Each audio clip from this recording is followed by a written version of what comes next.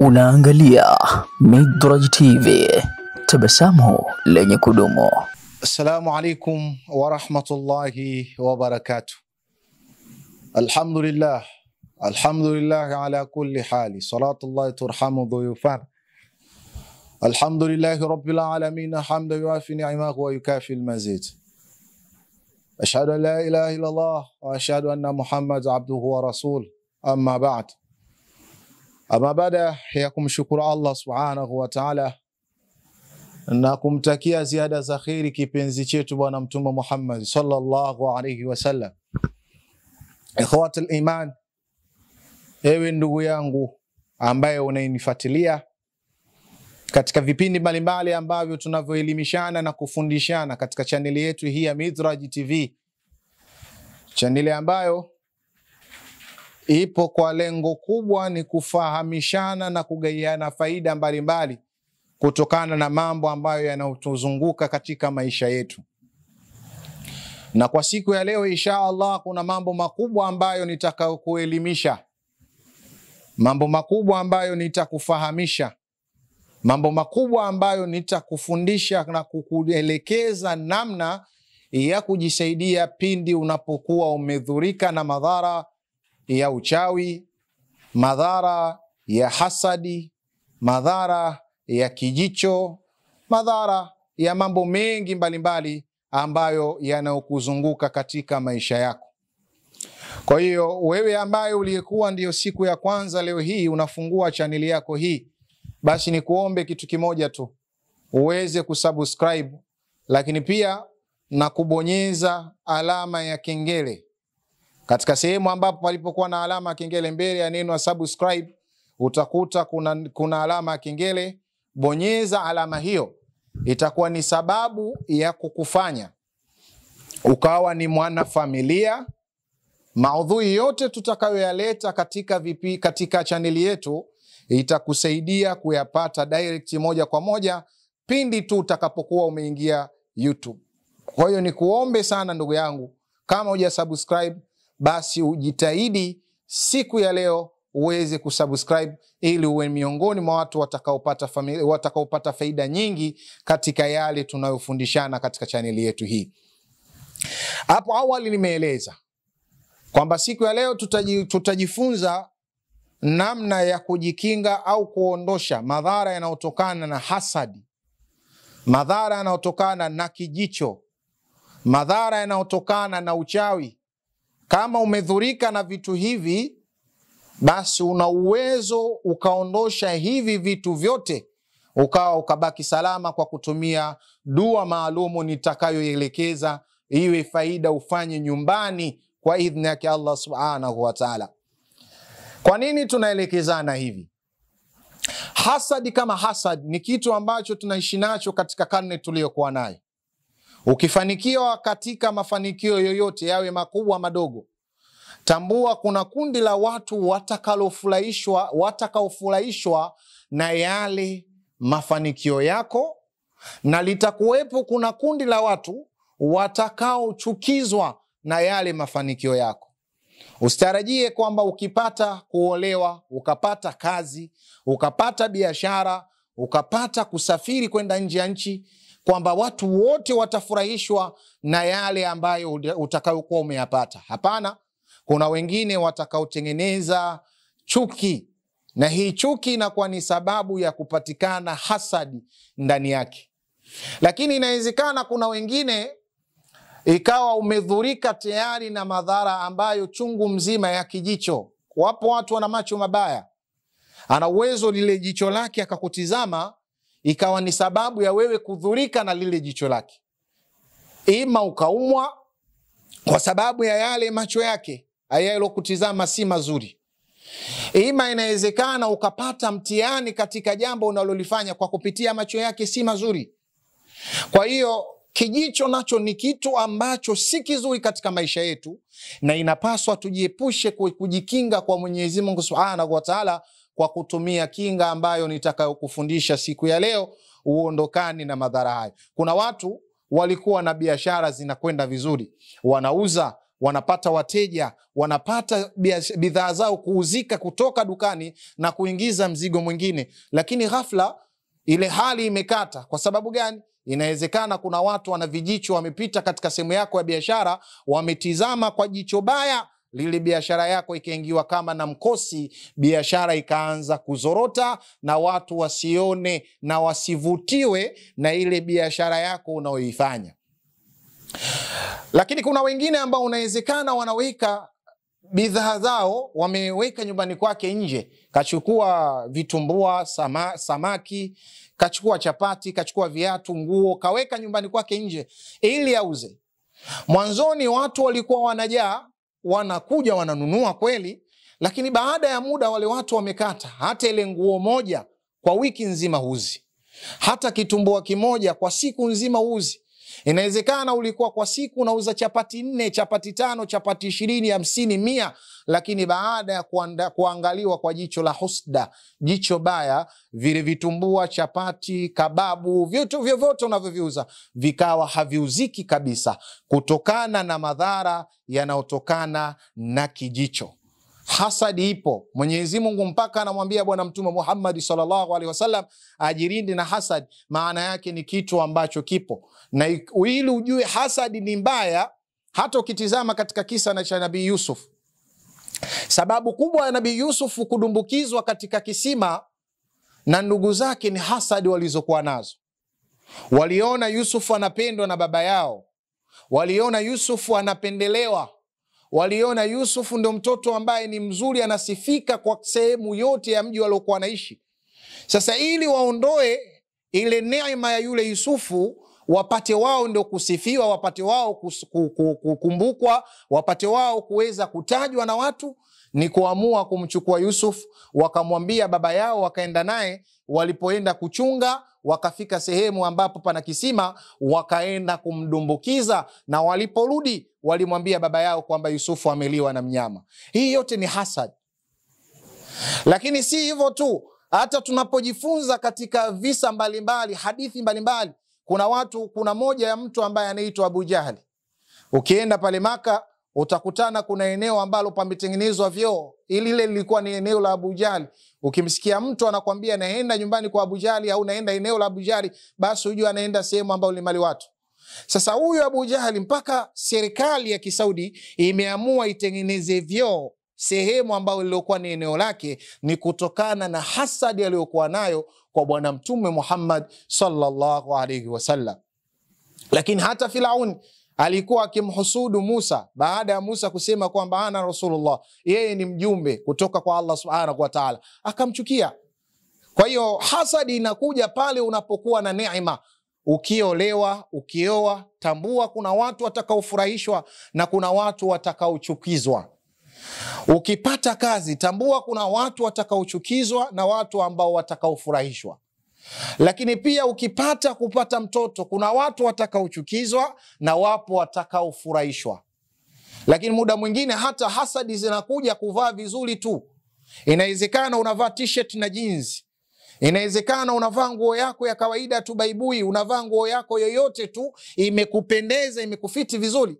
Kuna mtu akawa ameingiwa na chuki, ghafla anabadilika anapokuona umependeza. Yeye anafurahishwa akikuona umevaa manguo mabovu ukiwa upo nyumbani unafanya kazi. Akipita nyumbani kwako akikuona umevaa nguo mbovu, yeye ndo anafurahishwa.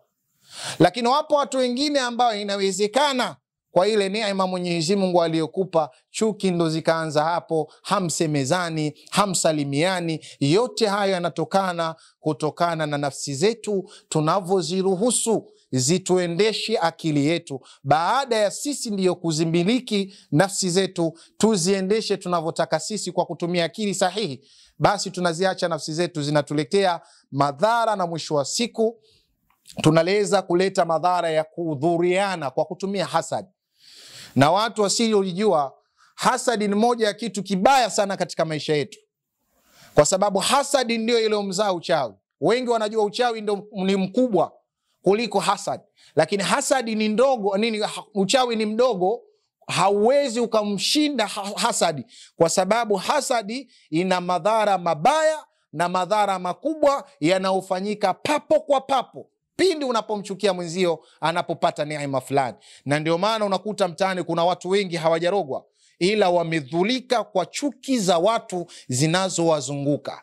Inawezekana mtaa unaoishi umezaliwa, kuna watu hawataki kukuona unafanikiwa. Na ndio maana hata sababu ya Bwana Mtume Muhammad sallallahu alaihi wasallam kuambiwa ahami Maka aende Madina, sababu chuki zilikuwa ni nyingi zimemzunguka pale Maka. Sasa na wewe ndugu yangu ambaye umeishi katika maisha, ulikuwa hufahamu kama hasadi ina madhara. Ulikuwa hufahamu kama kijicho, lile jicho la mtu akikutizama linadhuru kwa jicho baya, kwa maana akikutizama kwa ubaya linadhuru. Basi leo utambue kwamba ndio maana hata Mwenyezi Mungu Subhanahu wa Ta'ala ametuelekeza kwa kupitia Bwana Mtume Muhammad sallallahu alaihi wasallam, tunapotoka majumbani mwetu, basi tunapoenda katika mihangaiko, kwenye mizunguko, kwenye biashara, kokote tunakoenda, kabla hujatoka nyumbani kwako, fanza dua. Ile dua inakulinda kule unapokwenda. Lakini kwa sababu tunaishi kimazoea, mazoea yanatuathiri, mazoea yanatuharibia mambo mengi sana. Ndio maana unamkuta kuna mtu unawezekana ameenda kuomba kazi pahala, au anaenda kuomba kazi, anatangaza maskani, kakaa kwenye kijiwe, anawaambia watu, bwana, wiki ijayo naenda kuomba kazi sehemu fulani Jumatatu. Kumbe hajui katika kundi la wale ambao anaoambia, wapo watakaofurahishwa na wapo watakaochukizwa. Lakini wapo wengine unaweza wakamkuta anagaiwa pikipiki ya mkataba, bwana, kesho bwana nenda kuchukua pikipiki ya mkataba. Anatangaza kwa watu kabla hajapata ile neema. Kuna watu wanatengeneza chuki, na mwisho wa siku ile kazi yakianza inakuwa na mikosi, ajali, mitihani mbalimbali. Kwa hiyo ndo maana tunaelekezana pia, jambo la msingi ni kuzuia kuto kutangaza neema yako kabla hujaifanikisha. Una safari, usitangaze safari yako kabla hujaifanikisha. Si tumefahamiana? Kuna watu leo hii hawajasafiri, yeye kazi yake kaenda kachukua tu pasipoti kakaa nao ndani. Safari kila ikifika mtu wa kumsaidia anamwambia nitakwambia kesho, nitakutafuta kesho, nitakutafuta kesho. Hatafutwi. Lakini wapo watu wengine leo hii ndoa zao zimevunjika mara nyingi. Wakipanga tarehe 10 mwezi fulani, ikifika ile tarehe inakaribia, linatokea tatizo, ndoa inaghairishwa. Ikifika tarehe nyingine wanapanga, linatokea tatizo, ndoa inaghairishwa. Sasa yote haya ni kwa sababu gani? Ni kutokana tunaishi kwa kuitazama ulimwengu kama ni sehemu ambayo ni salama. Katika hii dunia, tambua kwamba wapo watu wanaweza wakakuchukia hata kama umiliki mamilioni ya pesa, hata kama umiliki nyumba nzuri, hata kama umiliki gari, hata kama umiliki kitu chochote kilichokuwa kikubwa ambacho kinawezekana kupitia hicho ndo kwa fikra zako ukajua kwamba atakuhusudu. Hapana, kuna watu wana uwezo wa kukuhusudu au kwa kukufanyia kijicho kutokana na ile chuki yake tu kidogo alichokupa Mwenyezi Mungu. Kwa hiyo inshallah Mwenyezi Mungu atujalie kila ina kheri. Leo tutaelekezana namna ya kujikinga au namna ya kuondosha madhara ya husda, kijicho, uchawi, chuki na vitu vingine chungu mzima vibaya vinavyokuandama. Ukishakuwa umeshadhurika. Lakini pia mimi niwezi kuongezea kabla sijaenda kuelekeza kwamba hichi kitu nitakachokielekeza hapa kukufundisha wewe mtizamaji ambaye unaitizama hii channel yetu ya Midraj TV YouTube, kwamba hili zoezi kwa dunia tuliyokuwa nayo, basi bora uwe unafanya kila siku. Usisubirie mpaka uwe umedhurika au mpaka unaenda sehemu ambapo unaona hapa labda kuna watu wanakuchukia, kwa sababu wapo wengine wanaweza kwa wanakuchukia hawakuoneshi, lakini ukaona ni sehemu salama, kumbe hapana, sio sehemu salama. Kwa hiyo ushauri wangu mimi ni kushauri, unaporudi katika pilika zako nyumbani, soma hii dua nitakayo kuelekeza.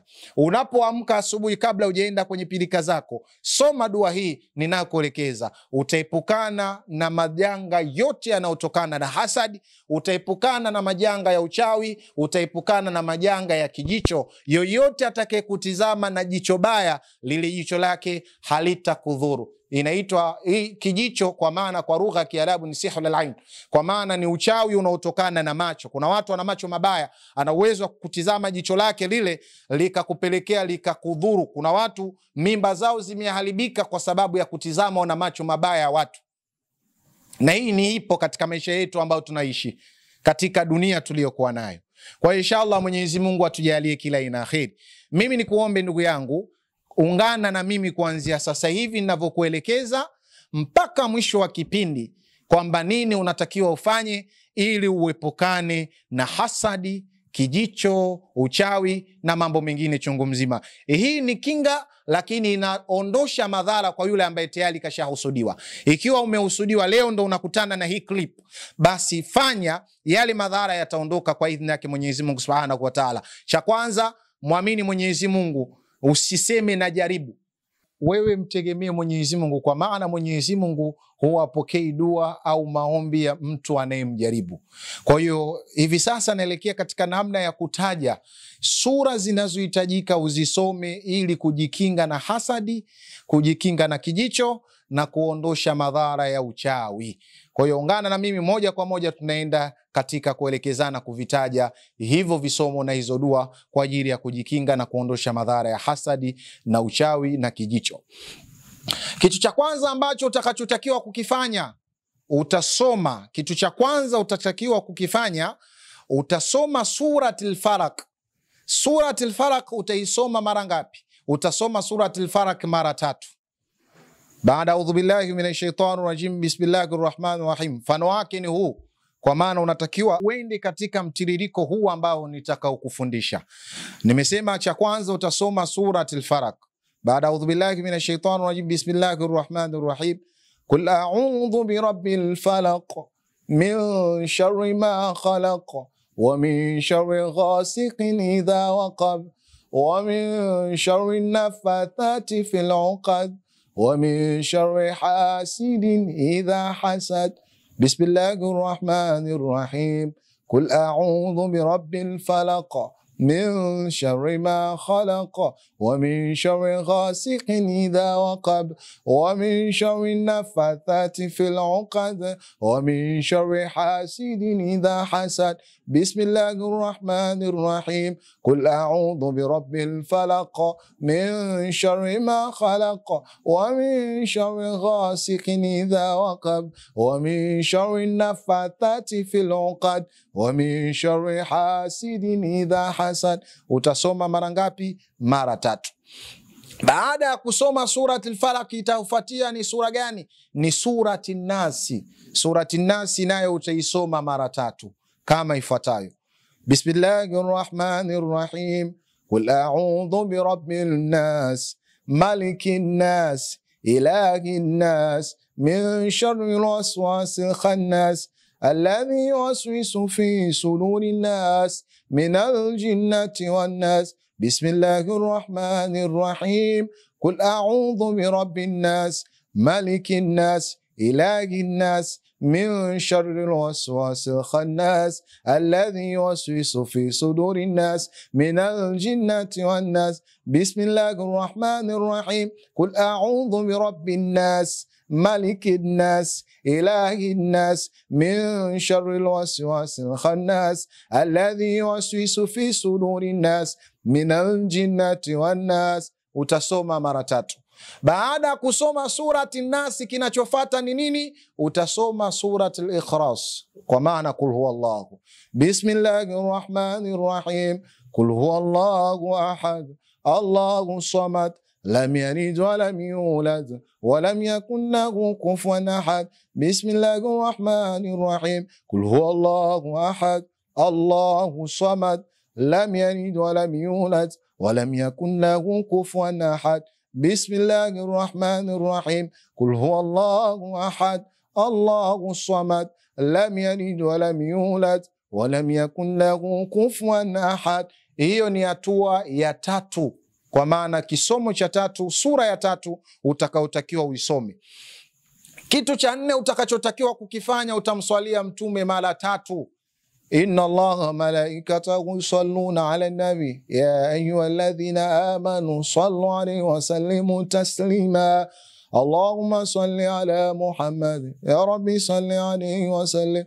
اللهم صل على محمد يا ربي صل عليه وسلم.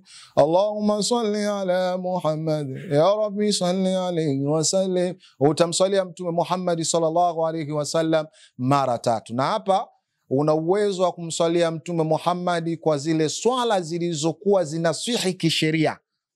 Zile swala ambazo za kumswalia Mtume zinaswihi kisheria, una uwezo wa kumswalia Mtume kwa namna hiyo kwa mara 3. Si tumeelewana? Kwa mfano nimesoma hapa nilivyosema, utamswalia Mtume Muhammad sallallahu alaihi wasallam mara 3. Baada ya hapo, jukumu jingine ambalo ni la 5, utasoma suratul Fatiha.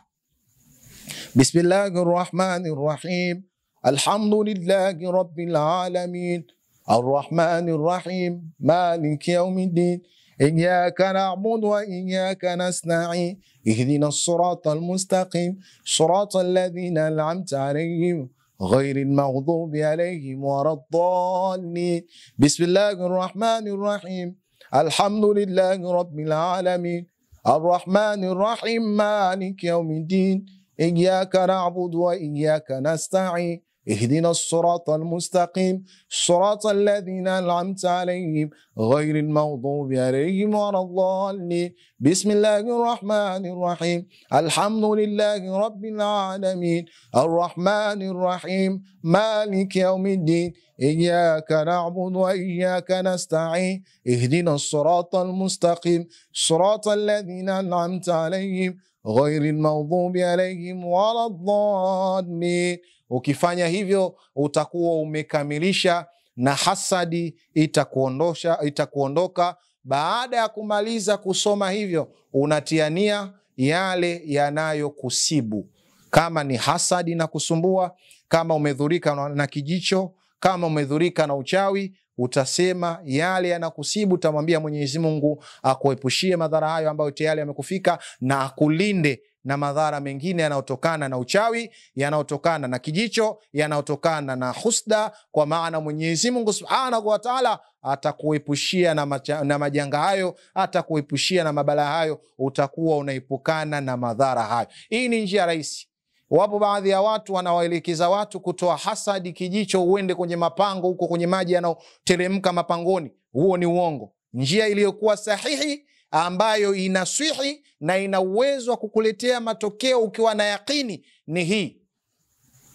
Kuna watu wanaambiana kwamba nenda kachukue maji, nenda kachukua maji ya bahari. Ukishachukua maji ya bahari, somea ya Latif mara 70. Huo ni uongo.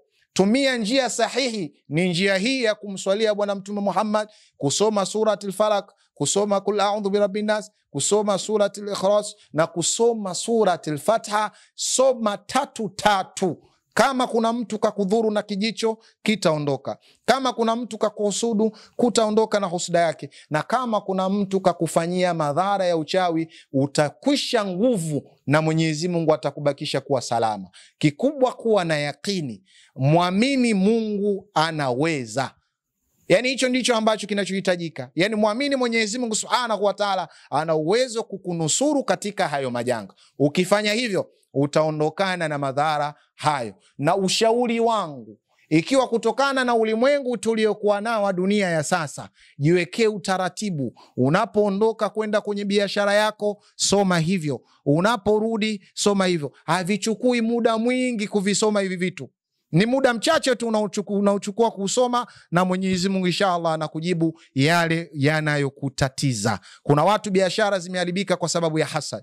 Kuna watu wamepata maradhi kwa sababu ya hasad. Kuna watu mambo yao yameharibika kwa sababu ya kijicho. Kuna watu wamedhurika kwa sababu ya uchawi. Haya yote yanakingwa na hizi sura ili usipate kudhurika. Kwa hiyo wewe ndugu yangu ambaye unanifuatilia, mimi nimekupa faida hiyo. Unachohitajika ni kuifanyia kazi. Achana na njia ambazo unazoelekezwa, hizo ambazo ni ngumu tu, ili mradi wale wanaokuelekeza kwenye mitandao upate kuwapigia simu wale hela yako. Hapana. Tumia njia hii ambayo una uwezo wa kuifanya hata nyumbani kwako, ukaondokana na hasad, ukaondokana na uchawi, ukaondokana na kijicho, na Mwenyezi Mungu inshallah atakufanyia wepesi. Sikiliza vizuri hii video, Kama ikiwa ndo siku yako ya kwanza, subscribe, like, na ikiwezekana uweze kucomment. Inshallah Mwenyezi Mungu akujalie kila aina ya kheri. Baada ya kuzungumza hivyo, assalamu alaikum wa rahmatullahi wa barakatuh.